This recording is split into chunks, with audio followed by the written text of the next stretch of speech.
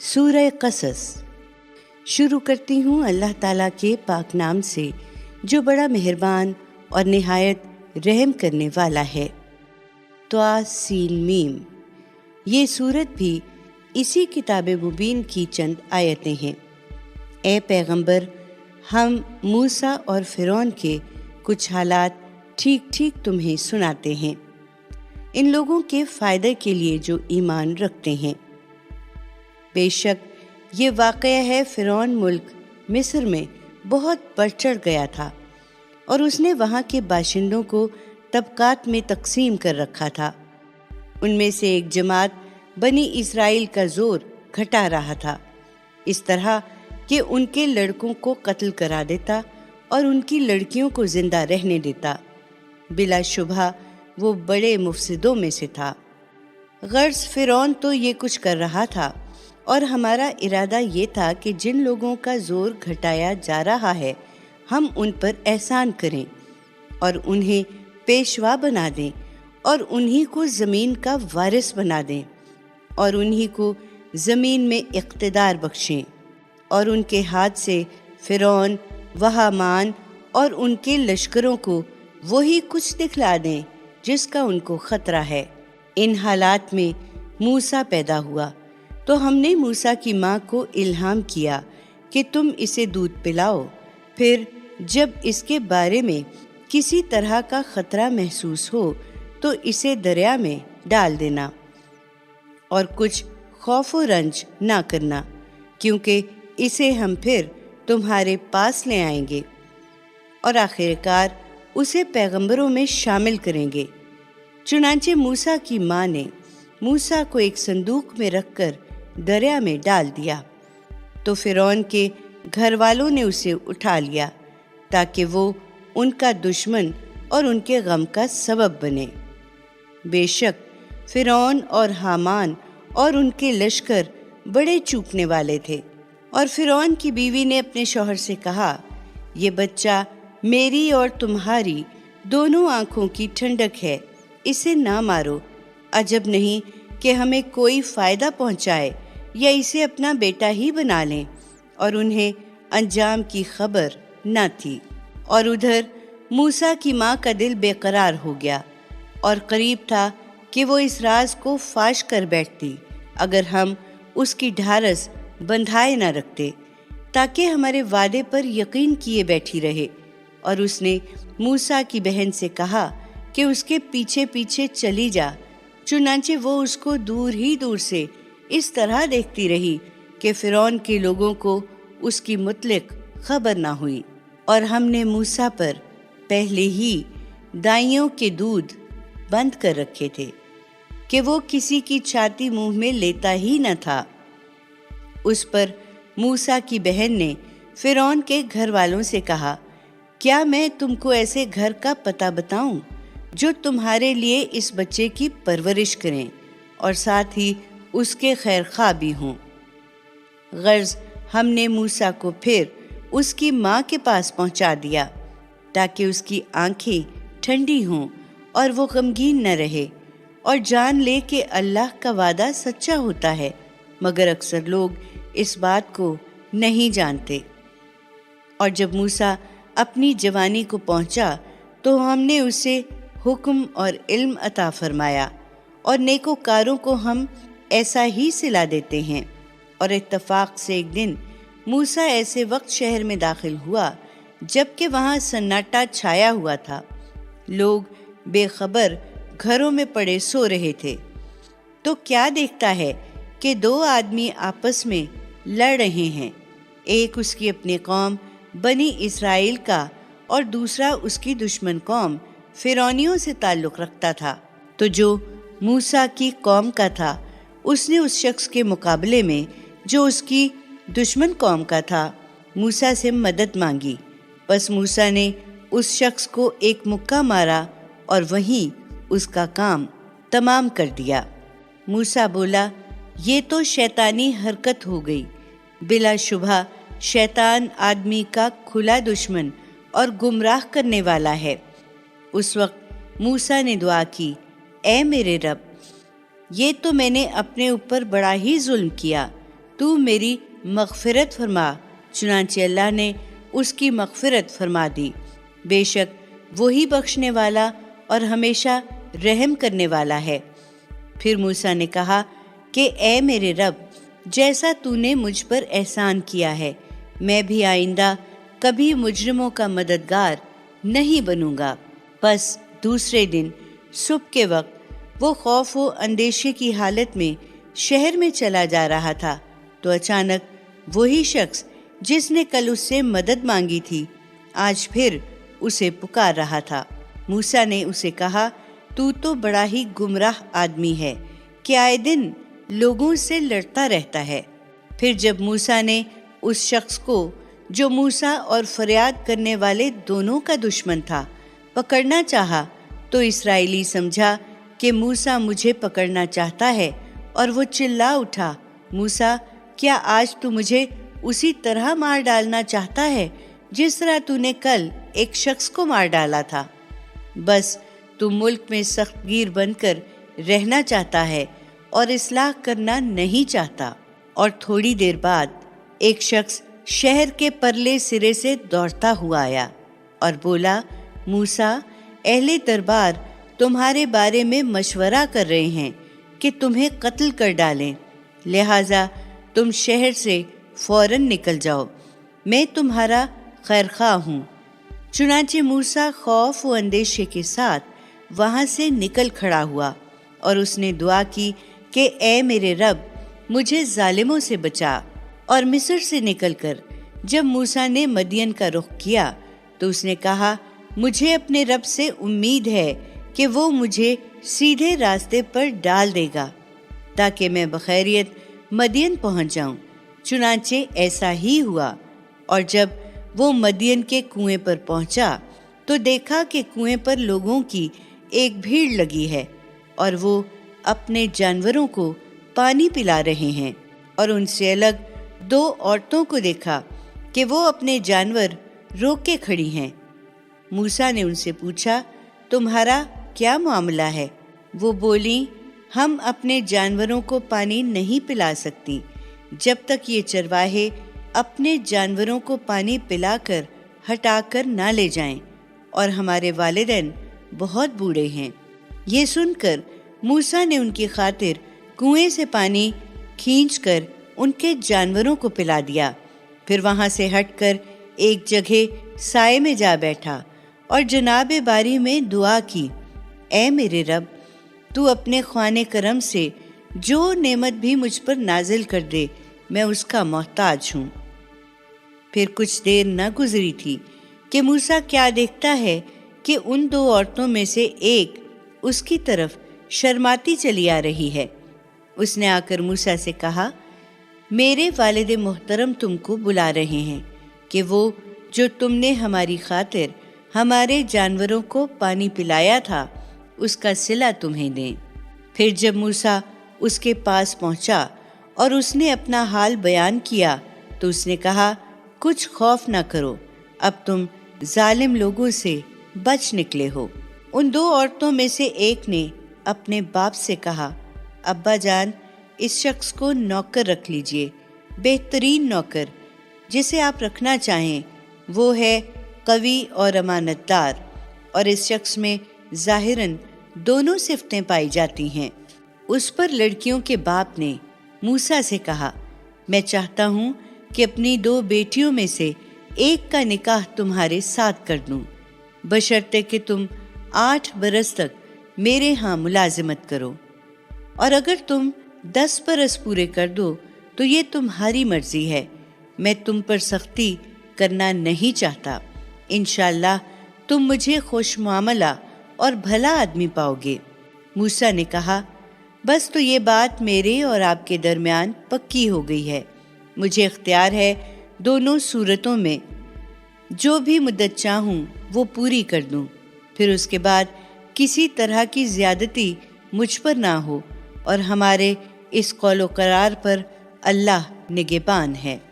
پھر جب موسیٰ نے اپنی مدت ملازمت پوری کر دی اور اپنے اہل و عیال کو لے کر وہ روانہ ہوا تو اس نے کوہ طور کی طرف سے ایک آگ دیکھی، اس نے اپنے گھر والوں سے کہا، تم لوگ اسی جگہ ٹھہرو، میں نے ایک آگ دیکھی ہے، شاید میں وہاں سے راستے کی کوئی خبر لے آؤں، یا ہو سکے تو اسی آگ میں سے کوئی انگارہ ہی لے آؤں تاکہ تم آگ تاپ سکو۔ پھر جب موسیٰ اس آگ کے پاس پہنچا تو میدان کے داہنے کنارے پر مبارک مقام میں ایک درخت سے ندا آئی، موسیٰ، یہ تو ہم اللہ ہیں، تمام جہانوں کے پروردگار، اور حکم ہوا تم اپنی لاٹھی زمین پر ڈال دو۔ تو جب موسیٰ نے لاٹھی کو ڈالا اور اس کو اس طرح بل کھاتے ہوئے دیکھا کہ گویا وہ زندہ سانپ ہے، تو پیٹھ پھیر کر بھاگا اور پیچھے مڑ کر بھی نہیں دیکھا۔ حکم ہوا، موسیٰ، آگے آؤ اور ڈرو مت، تم بالکل محفوظ ہو، اپنا ہاتھ گریبان میں ڈالو اور پھر نکالو، تو وہ بلا کسی عیب کے چمکتا ہوا نکلے گا، اور رفع خوف کے لیے اپنا بازو اپنی طرف سکیڑ لو۔ بس یہ تمہاری نبوت کی 2 سندیں ہیں تمہارے رب کی طرف سے، فرعون اور اس کے سرداروں کے سامنے پیش کرنے کے لیے، کیونکہ وہ بڑے نافرمان لوگ ہیں۔ موسیٰ نے عرض کیا، اے میرے رب، میں تو ان کے ایک آدمی کا خون کر چکا ہوں، اس لیے ڈرتا ہوں کہ کہیں وہ مجھے مار ہی نہ ڈالیں، اور میرا بھائی ہارون مجھ سے زیادہ خوش بیان ہے، بس اسے مددگار کے طور پر میرے ساتھ بھیج کہ وہ میری تصدیق کرے، مجھے اندیشہ ہے کہ وہ لوگ مجھے جھٹلا دیں گے۔ فرمایا، اچھا، ہم تمہارے بھائی کو تمہارا قوت بازو بنائیں گے، اور تم دونوں کو ایسا غلبہ دیں گے کہ انہیں تم پر دسترس نہ ہوگی، ہماری نشانیوں کے سبب تم اور تمہارے پیروکار ہی غالب رہیں گے۔ پھر جب موسیٰ ہمارے کھلے ہوئے معجزے لے کر ان کے پاس آیا تو وہ بولے کہ یہ تو بس ایک گھڑا ہوا جادو ہے جسے ناحق اللہ کی طرف منسوب کیا گیا ہے، اور ہم نے اپنے اگلے باپ دادوں کے زمانے میں ایسی باتیں سنی نہیں۔ موسیٰ نے جواب دیا، میرے رب کو اس شخص کا حال خوب معلوم ہے جو اس کی طرف سے ہدایت لے کر آیا ہے، آخر کار جس کا انجام بخیر ہونا ہے۔ حقیقت یہ ہے کہ ظالم کبھی فلاح نہیں پاتے۔ اور فرعون نے کہا، اے اہل دربار، میں تو اپنے سوا تمہارے کسی اللہ کو نہیں مانتا، اور اپنے وزیر حامان کی طرف خطاب کر کے کہا، حامان، میرے لیے مٹی کی اینٹیں آگ میں پکواؤ، پھر ان سے میرے لیے ایک اونچی عمارت بنوانا تاکہ میں اس پر چڑھ کر موسیٰ کے اللہ کو جھانکوں، اور میں تو اسے جھوٹا ہی سمجھتا ہوں۔ اور دیکھو، فرعون اور اس کے لشکروں نے ملک میں ناحق گھمنڈ کیا تھا، اور یہ سمجھ رکھا تھا کہ انہیں ہمارے پاس لوٹ کر آنا نہیں ہے، پس ہم نے اسے اور اس کے لشکروں کو دھر پکڑا اور پھر سمندر میں پھینک دیا۔ تو اے پیغمبر، دیکھ لو ان ظالموں کا کیسا برا انجام ہوا۔ ہم نے انہیں پیشوا بنایا، مگر ایسے برے پیشوا کہ وہ جب تک دنیا میں رہے لوگوں کو دوزخ کی طرف بلاتے رہے، اور قیامت کے دن ان کو کہیں سے بھی مدد نہ ملے گی۔ اور ہم نے اس دنیا میں ان کے پیچھے لعنت لگا دی، اور قیامت کے دن بھی وہ بدحال لوگوں میں سے ہوں گے۔ اور دیکھو، پچھلی نسلوں کو ہلاک کرنے کے بعد ہم نے موسیٰ کو کتاب تورات عطا کی تھی، جو لوگوں کے دلوں کی آنکھیں کھولنے والی اور ان کے لیے ہدایت و رحمت تھی، تاکہ وہ اس سے نصیحت پکڑیں۔ اور اے پیغمبر، تم کوہ طور کے مغربی جانب موجود نہیں تھے جب ہم نے موسیٰ کو رسالت کے احکام دیے تھے، اور نہ تم اس واقعے کے چشمدید دیکھنے والوں میں تھے، بلکہ اس کے بعد ہم نے بہت سی نسلیں پیدا کیں، پھر ان پر زمانہ دراز گزر گیا، اور نہ تم اہل مدین کے درمیان موجود تھے کہ ان کو ہماری آیتیں پڑھ پڑھ کر سنا رہے ہوتے۔ اور یوں تم کو اس وقت کے حالات معلوم کرنے کا موقع ہوتا، مگر اس وقت کی خبریں بھیجنے والے ہم ہیں، اور نہ تم طور کی کسی طرف موجود تھے جب ہم نے موسیٰ کو پہلی بار پکارا تھا کہ تم نے وہ واقعات چشمدید دیکھے ہوں، بلکہ یہ تمہارے رب کی طرف سے رحمت ہے کہ یہ تمہیں معلومات دی جا رہی ہیں کہ تم ان لوگوں کو انکار و بدعملی کے نتائج سے خبردار کرو۔ ان کے پاس تم سے پہلے کوئی خبردار کرنے والا نہیں آیا تاکہ وہ نصیحت پکڑیں، اور ہم نے پیغمبر اس لیے بھیجا کہ اگر ان کے اپنے ہی کرتوتوں کی پاداش میں ان پر کوئی مصیبت آ پڑے تو اس وقت کہنے لگیں گے کہ اے ہمارے رب، تو نے ہمارے پاس کوئی پیغمبر کیوں نہیں بھیجا؟ اگر بھیجتا تو ہم تیرے احکام کی پیروی کرتے اور ایمان والوں میں سے ہوتے۔ پھر جب ہماری طرف سے امر حق ان کے پاس پہنچا تو کہنے لگے کہ اس پیغمبر کو وہی کچھ کیوں نہ ملا جو موسیٰ کو ملا؟ کیا جو پہلے موسیٰ کو ملا تھا یہ لوگ اس کا انکار نہیں کر چکے تھے؟ انہوں نے کہا کہ دونوں جادو ہیں، ایک دوسرے کے مددگار، اور کہا کہ ہم کسی کو بھی نہیں مانتے۔ اے پیغمبر، ان لوگوں سے کہو کہ اگر قرآن اور تورات دونوں کتابیں جھوٹی ہیں اور تم اپنے دعوے میں سچے ہو تو اللہ کی طرف سے کوئی اور کتاب لے آؤ جو ان دونوں سے زیادہ ہدایت بخشنے والی ہو، میں اسی کی پیروی اختیار کروں گا۔ پھر اگر یہ لوگ تمہارا یہ کہنا نہ کر سکیں تو جان لو کہ یہ دراصل اپنی نفسانی خواہشوں کی پیروی کرتے ہیں، اور اس سے بڑھ کر گمراہ کون ہوگا جو اللہ کی طرف سے کسی ہدایت کے بغیر محض اپنی نفسانی خواہش کی پیروی کرے۔ اللہ ایسے ظالموں کو ہرگز ہدایت نہیں دیا کرتا، اور ہم ان کو اپنا کلام پے در پہ بھیجتے رہے تاکہ یہ لوگ نصیحت پکڑیں۔ جن لوگوں کو ہم نے اس قرآن سے پہلے کتاب دی تھی ان میں جو سمجھدار اور حق پسند ہیں وہ تو اس قرآن پر ایمان لے آتے ہیں، اور جب ان کو یہ قرآن سنایا جاتا ہے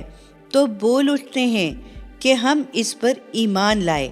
واقعی یہ حق ہے ہمارے رب کی طرف سے، اور بے شک ہم اس کے اترنے سے پہلے بھی اس کو مانتے تھے۔ یہی لوگ ہیں جن کو ان کی ثابت قدمی کی وجہ سے دوہرا اجر دیا جائے گا، اور وہ برائی کو بھلائی سے دفع کرتے ہیں، اور جو کچھ ہم نے انہیں دے رکھا ہے اس میں سے اللہ کی راہ میں خرچ کرتے رہتے ہیں، اور جب کوئی لوگ بات سنتے ہیں تو اسے ٹال جاتے ہیں، اور ایسے لوگوں سے کہہ دیتے ہیں کہ ہمارے عمل ہمارے لیے اور تمہارے عمل تمہارے لیے، تم کو سلام ہے، ہم جاہلوں سے الجھنا نہیں چاہتے۔ اے پیغمبر، تم جس کو چاہو ہدایت نہیں دے سکتے، مگر اللہ جس کو چاہتا ہے ہدایت دیتا ہے، اور وہی ہدایت پانے والوں کو خوب جانتا ہے۔ اور اے پیغمبر، یہ لوگ تم سے کہتے ہیں کہ اگر ہم تمہارے ساتھ ہو کر اس ہدایت کی پیروی اختیار کریں تو ہم اس سرزمین سے اچک لیے جائیں گے۔ ان سے پوچھو، کیا ہم نے ان کو امن و امان والے حرم مکہ میں جگہ نہیں دی جہاں ہر قسم کے پھل کھینچے چلے آتے ہیں ہماری طرف سے رزق کے طور پر؟ لیکن ان میں سے اکثر لوگ اس نعمت کی قدر نہیں جانتے۔ اور ہم نے کتنی ہی بستیاں ہلاک کر دی ہیں جو اپنی معیشت پر نازاں تھیں، تو دیکھ لو یہ ان لوگوں ہی کے گھر ہیں جو ان کے ہلاک ہونے کے بعد آباد ہی نہیں ہوئے مگر شاذ و نادر، اور آخر کار ان کے مال و متاع کے ہم ہی وارث ہیں۔ اور اے پیغمبر، تمہارا رب بستیوں کو ہلاک نہیں کرتا جب تک ان کے صدر مقام میں کسی پیغمبر کو بھیج نہ دے جو انہیں آیتیں پڑھ کر سنا دے، اور ہم بستیوں کو ہلاک نہیں کرتے مگر اس حالت میں کہ وہاں کے باشندے نافرمانی کرنے لگیں، اور جو کچھ بھی تم لوگوں کو دیا گیا ہے وہ محض چند روزہ دنیا کی زندگی کا سامان اور اس کی زینت ہے، اور جو کچھ اللہ کے پاس ہے وہ اس سے کہیں بہتر اور باقی رہنے والا ہے۔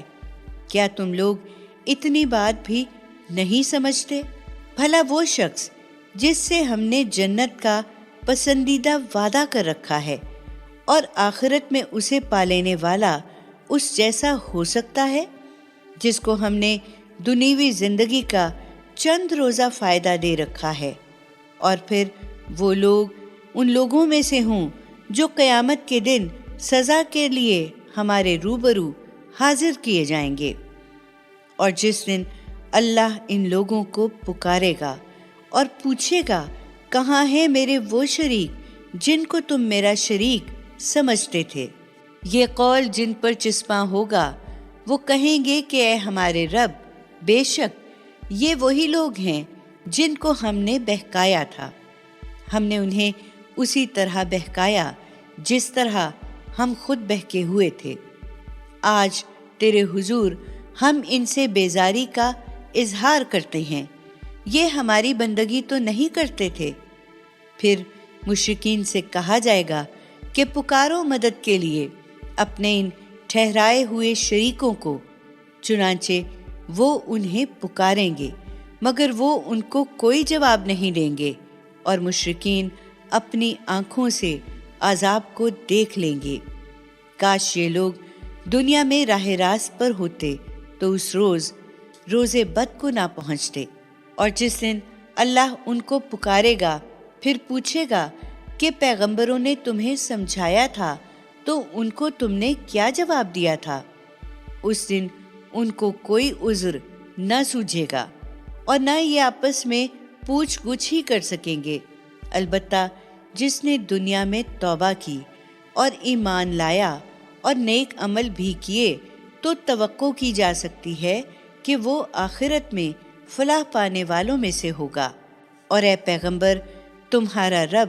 جو چاہتا ہے پیدا کرتا ہے اور اپنے کام کے لیے جسے چاہتا ہے منتخب کر لیتا ہے، یہ انتخاب لوگوں کے اختیار میں نہیں۔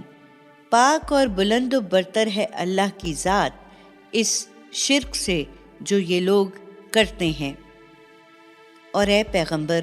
تمہارا رب خوب جانتا ہے جو کچھ یہ لوگ اپنے دلوں میں چھپائے رکھتے ہیں اور جو کچھ یہ ظاہر کرتے ہیں، اور وہی اللہ ہے کہ اس کے سوا کوئی اور معبود نہیں۔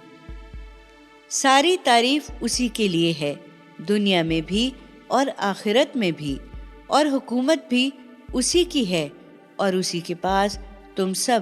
لوٹ کر جاؤ گے۔ اے پیغمبر، ان لوگوں سے پوچھو کہ کیا تم نے غور کیا کہ اگر اللہ روز قیامت تک ہمیشہ کے لیے تم پر رات طاری کر دے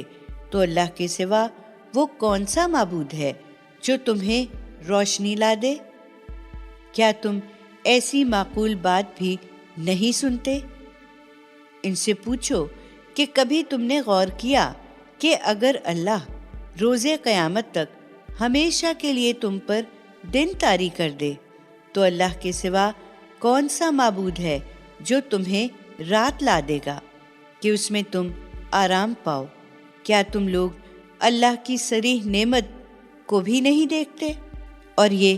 اسی کی رحمت ہی تو ہے کہ اس نے تمہارے لیے رات اور دن بنا دیے تاکہ رات میں تم آرام کرو اور دن کو اپنے رب کا فضل تلاش کرو تاکہ تم اس کا شکر کرو۔ اور اس دن اللہ انہیں پکارے گا تو کہے گا کہ کہاں ہیں وہ جن کو تم میرا شریک سمجھتے تھے، اور ہم ہر امت میں سے ایک گواہ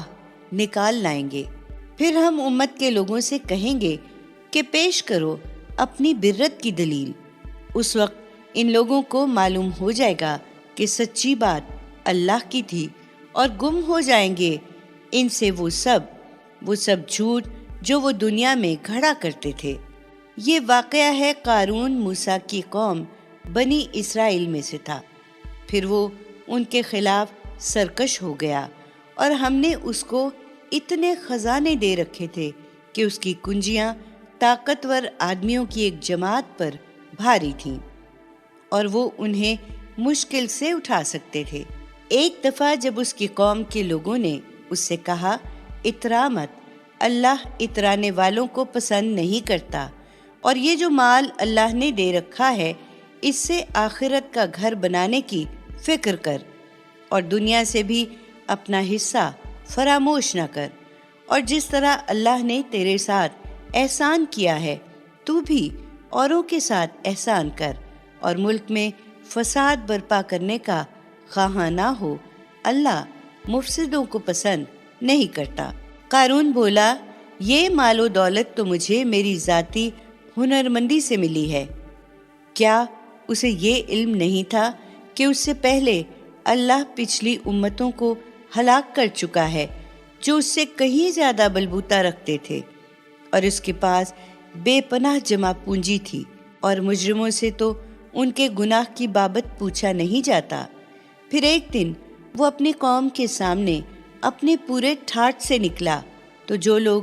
دنیا کی زندگی کے طالب تھے اس کو دیکھ کر کہنے لگے کہ جو کچھ قارون کو ملا ہے کاش ہمارے پاس بھی ہوتا۔ بلا شبہ یہ بڑا نصیبے والا ہے۔ اور جن لوگوں کو دین کا فہم عطا ہوا تھا اور وہ ان لوگوں سے کہنے لگے، افسوس تمہارے حال پر، اللہ کے ہاں ثواب کہیں بہتر ہے اس شخص کے لیے جو ایمان لائے اور نیک عمل بھی کرے، اور یہ دولت نہیں ملتی مگر صبر کرنے والوں کو۔ اور آخر کار ہم نے اسے اور اس کے گھر کو زمین میں دھسا دیا، تو کوئی جماعت نہ تھی جو اللہ کے مقابلے میں اس کی مدد کرتی، نہ وہ خود ہی بدلہ لے سکا۔ اور جو لوگ کل شام اس کی جگہ ہونے کی تمنا کر رہے تھے وہ آج صبح کہنے لگے، افسوس ہم بھول گئے تھے کہ اللہ اپنے بندوں میں سے جس کی روزی چاہتا ہے فراخ کر دیتا ہے اور جس کی چاہتا ہے نپی تلی کر دیتا ہے۔ اگر اللہ ہم پر اپنا کرم نہ کرتا تو قارون کی طرح ہمیں بھی دھسا دیتا۔ افسوس ہمیں یاد نہ رہا کہ کافر کبھی فلاح نہیں پایا کرتے۔ یہ آخرت کا گھر تو ہم نے انہی لوگوں کے لیے مخصوص کر رکھا ہے جو دنیا میں نہ بڑا بننا چاہتے ہیں اور نہ فساد کرنا، اور انجام نیک تو متقیوں ہی کے لیے ہے۔ جو شخص قیامت کے دن نیکی لے کر حاضر ہوگا اس کو اس سے بہتر بدلہ ملے گا، اور جو بدی لے کر حاضر ہوگا تو جن لوگوں نے برے اعمال کیے ہیں ان کو بس ویسا ہی بدلہ ملے گا جیسا کہ وہ دنیا میں کرتے رہے تھے۔ بس اے پیغمبر، جس اللہ نے یہ قرآن تم پر فرض کیا ہے وہ ضرور تم کو پھیر لے جائے گا پہلی جگہ جہاں تم پھرنا چاہتے ہو۔ ان لوگوں سے کہہ دو کہ میرے رب کو خوب معلوم ہے کہ کون ان کی طرف سے ہدایت لے کر آیا ہے اور کون سری گمراہی میں پڑا ہے۔ اور اے پیغمبر، تم کو ہرگز توقع نہیں تھی کہ اللہ کی طرف سے تم پر کتاب نازل کی جائے گی، یہ تو محض تمہارے رب کی مہربانی سے تم پر نازل ہوئی ہے، بس تم بے لاگ لپیٹ اسے سناؤ اور ہرگز کافروں کے مددگار نہ بنو۔ اور دیکھو ایسا نہ ہونے پائے کہ جب احکام الہی تم پر نازل ہو چکیں تو اس کے بعد یہ لوگ تمہیں ان کی تعمیل سے روکیں اور تم رک جاؤ، بلکہ صبر و استقلال کے ساتھ اپنا فرض رسالت ادا کیے جاؤ اور اپنے رب کی طرف لوگوں کو بلائے چلے جاؤ، اور مشرکوں میں ہرگز شامل نہ ہو، اور نہ کبھی اللہ کے ساتھ کسی معبود کو پکارو، کیونکہ اس کے سوا کوئی اور معبود نہیں ہے۔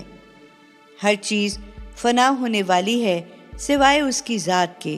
حکومت اسی کی ہے اور اسی کی طرف سب کو لوٹ کر جانا ہے۔